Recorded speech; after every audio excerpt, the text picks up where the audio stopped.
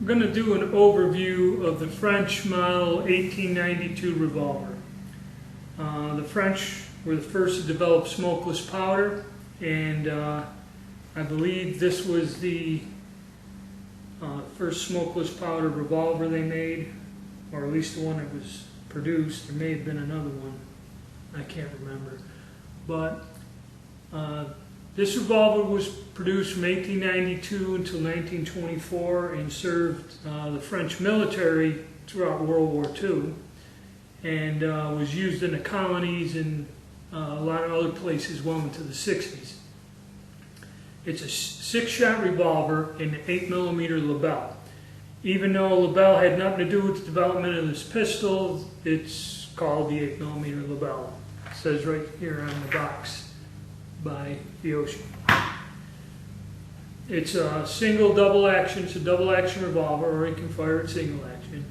And how this one works is there's this thumb piece here, this lever. You pull this backwards, and then the cylinder swings out and ejects just like a normal, guns at the time, revolvers at the time, and you lock it back. The cartridge is really underpowered, like 100. This one here is 111 grain bullet. Basically, very simple round. I fired this. We'll do a demonstration shooting this gun. Very, very underpowered, very weak cartridge.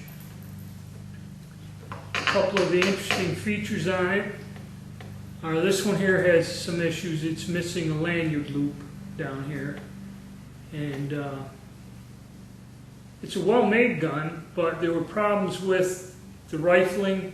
Didn't quite, they just kind of didn't design it well. The rifling, one author said, doesn't give the bullet the potential it needs for accuracy. It's a very thin, light barrel, and in this grip, I've noticed I had trouble with the grip, getting a good purchase on it and holding it straight. So it's a very underpowered and inaccurate gun. At least, that's what some people's opinion of it are. Now, to disassemble this gun, another interesting feature of it, if you go with this screw here, loosen it up, then the cylinder and the crane will come out. But I'm not going to do that because it's got a spring in there, it's under pressure. But what's really interesting about this is this screw here. If you loosen up this screw,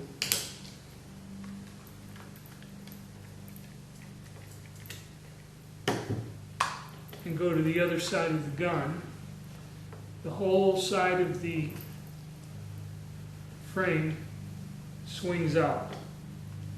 The grip comes off, and you have your internal lock work exposed for maintenance, cleaning. It's a pretty basic gun, simple gun, robust, probably reliable, just not very powerful.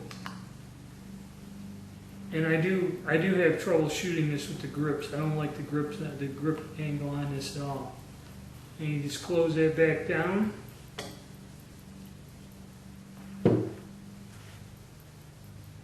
And screw it in.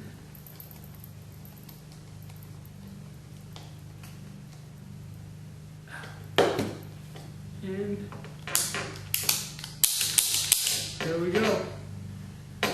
We're going to do a video where we'll go out and shoot this one here soon.